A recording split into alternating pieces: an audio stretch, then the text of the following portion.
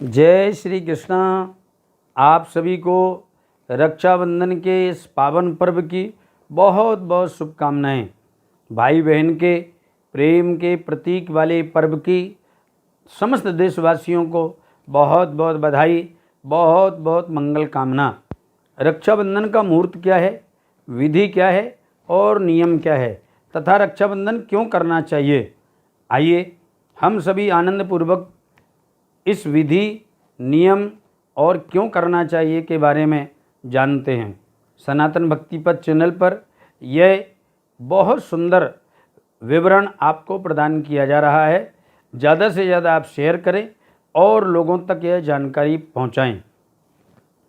इस बार 2023 में श्रावण पूर्णमासी 30 अगस्त 2023 को प्रातः 9:10:59 से प्रारंभ हो रही है और यह दूसरे दिवस 31 अगस्त को प्रातः 7:23 तक रहेगी। रक्षाबंधन में भद्रा का विशेष प्रभाव देखा जाता है। चूँकि भद्रा चाहे स्वर्ग में हो या पाताल में हो, स्वर्गे भद्रा शुभम कुर्यात पाताले च धनागमम मृत्युलोके यदा भद्रा सर्व कार्य विनाशिनी, इस सूत्र को भी यहाँ पर नहीं लगाया जाता। रक्षाबंधन भद्रा काल में नहीं होता। भद्रायाम द्वेन कर्तव्ये श्रावणी फाल्गुनी तथा, भद्रा काल में कभी भी श्रावणी कर्म उपक्रम रक्षाबंधन नहीं किया जाता। चूँकि भद्रा काल पूर्णमासी के साथ ही प्रारंभ हो रहा है। पूर्णमासी जैसे प्रारंभ हो रही तो भद्रा प्रारंभ हो रही है और भद्रा 30 अगस्त 2023 को रात्रिकालीन बेला में 9:02 तक रहेगी।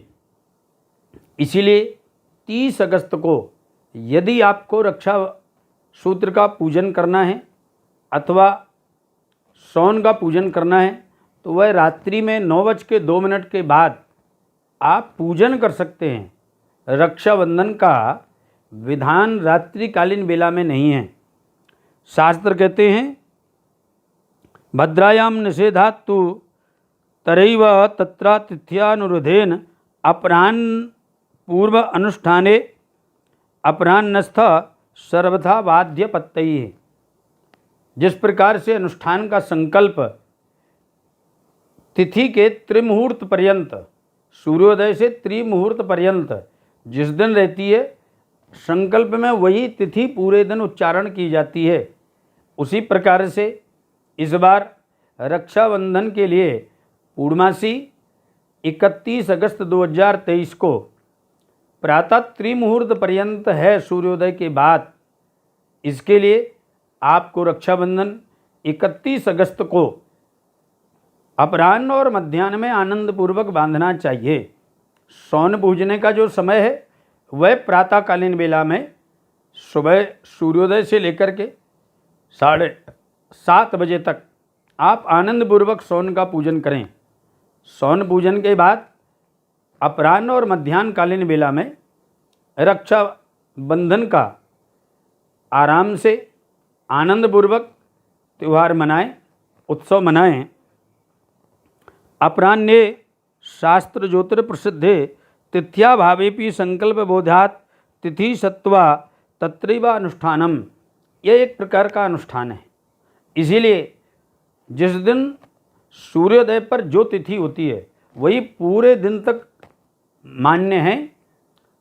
31 अगस्त को पूर्णमासी प्रातः सूर्योदय से त्रिमुहूर्त पर्यंत है, तो यह 31 अगस्त को पूरे दिन पूर्णमासी मानी जाएगी। इसलिए आप आनंदपूर्वक रक्षा सूत्र बांध सकते हैं। रक्षा सूत्र में विशेष और नियम है।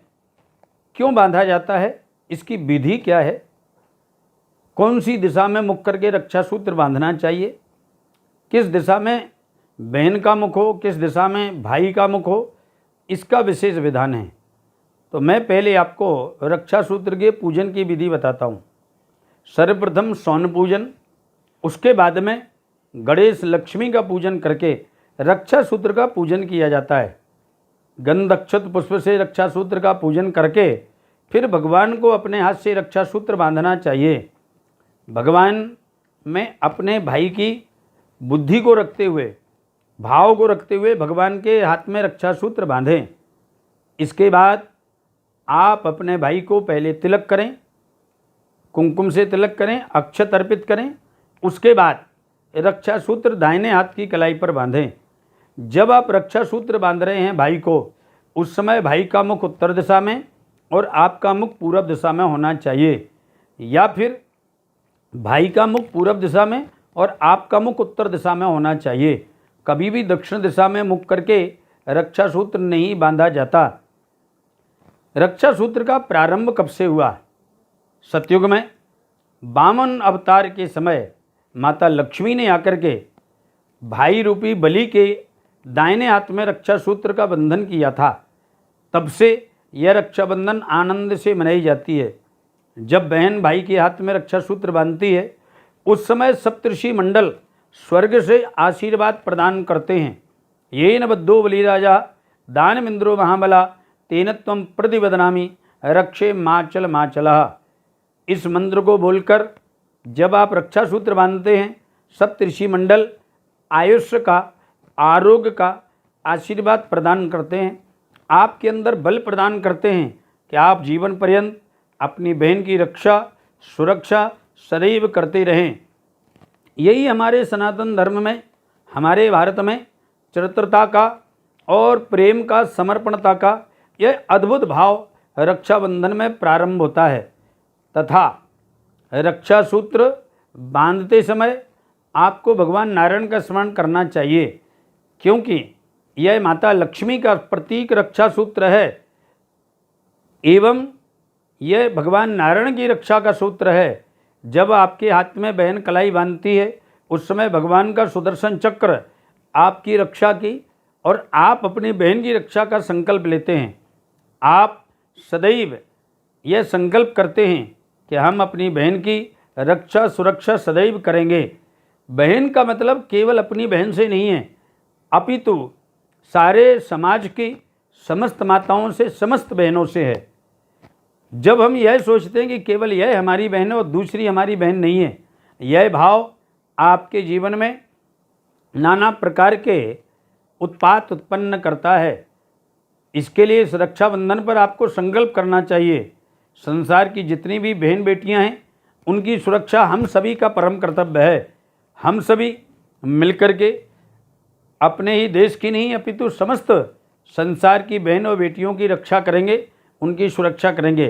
तथा जो उनके ऊपर बुरी नज़र रखते हैं, उनको हम किसी भी प्रकार से दुष्कर्म अथवा इस प्रकार से बुरी नज़र नहीं रखने देंगे। यह संकल्प का पर्व है, यह प्रतिज्ञा का पर्व है, यह प्रेम का प्रतीक रक्षा सूत्र का पर्व है।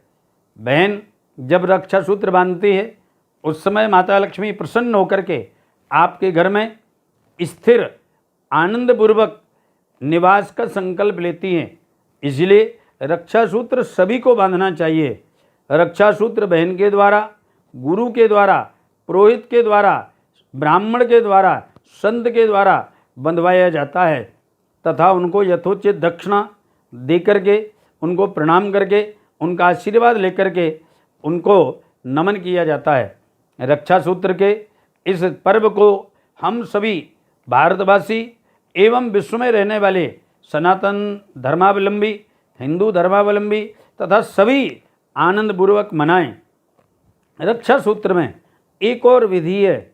आपको यह दाहिने हाथ पर पूरब या उत्तर दिशा में मुख करके बांधना चाहिए, इसका विशेष ध्यान दें। रक्षा सूत्र बांधते समय भगवान नारायण का स्मरण करें और भगवान का मंत्र है ओम नमो नारायणाय नमः। इस मंत्र का जाप करें 7 बार, या फिर द्वादशाक्षर मंत्र का, या भगवान नारायण के इतने सारे मंत्र हैं, आप किसी भी मंत्र को उच्चारण करते हुए रक्षा सूत्र बांध सकते हैं। आप सभी के जीवन में सुख शांति आनंद आरोग्य तथा ऐश्वर्य प्राप्त हो। आप सभी को रक्षाबंधन के इस पावन पर्व की बहुत बहुत बधाई, बहुत बहुत शुभकामनाएं। जय श्री कृष्ण, जय श्री राधे।